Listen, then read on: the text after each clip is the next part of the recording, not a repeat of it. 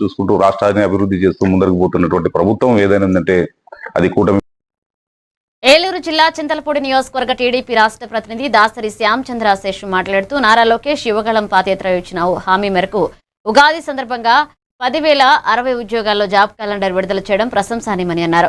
గతంలో DSC police నియామకాలతో పాటుగా ఇప్పుడు ఉపాధ్యాయులు గ్రూప్ 1 మరియు యూనివర్సిటీ పోస్టులు భర్తీ చేయడం గొప్ప విషయమని చెప్పారు. అందరికీ నమస్కారం.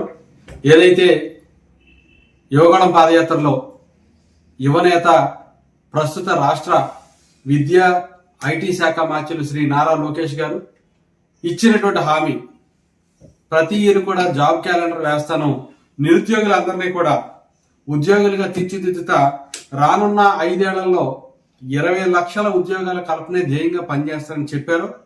అన్నమాట ప్రకారంగా లాస్ట్ ఇయర్ మరి 16,000 పోస్టులు, టీచర్ పోస్టులు డిఎస్సి తోటి ఆయన ఎంతో మంది నిరుద్యోగుల కళ్ళల్లో ఆనందం చూశారు. ఈ రాష్ట్రంలో టీచర్స్ ని రిక్రూట్ చేశారు. అయితే తెలుగు సంవత్సరాది ఉగాది రోజున జాబ్ క్యాలెండర్ 10,060 ఉద్యోగాలతోటి జాబ్ క్యాలెండర్ రిలీజ్ చేశారు. దాంట్లో ముఖ్యంగా మరలా టీచర్ పోస్టులు కానీ, అదేవిధంగా దశాబ్దాల నుంచి పెండింగ్ లో ఉన్నటువంటి ఏదైతే ధన్యవాదాలను నిరుద్యోగుల తరఫున తెలియజేస్తూ, ప్రతిపక్షాల నుంచి కొంతమంది ఏదో అవాకులు చెవాకులు పేల్తా అది జాబ్ క్యాలెండర్ కదా, జాబ్లెస్ క్యాలెండర్ అది ఇదని.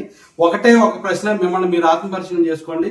సింపుల్ గా జనవరి 1వ తేదీన నేను జాబ్ క్యాలెండర్ ఇస్తానన్నటువంటి జగన్మోహన్ రెడ్డి గారు 5 ఏళ్లలో ఎన్ని జాబ్ క్యాలెండర్ రిలీజ్ చేశారు, 5 ఏళ్లలో ఎన్ని ఉద్యోగాలు భర్తీ చేశారు. బంగారు భవిష్యత్తుగా తీర్చిదిద్దుకోవాలని కోరుకుంటూ మరొక మారు లోకేష్ గారికి, చంద్రబాబు నాయుడు గారికి, పవన్ కళ్యాణ్ గారికి కూడా హృదయపూర్వకమైనటువంటి అభినందనలు తెలియజేసుకుంటూ సెలవు తీసుకుంటాను. జై హింద్.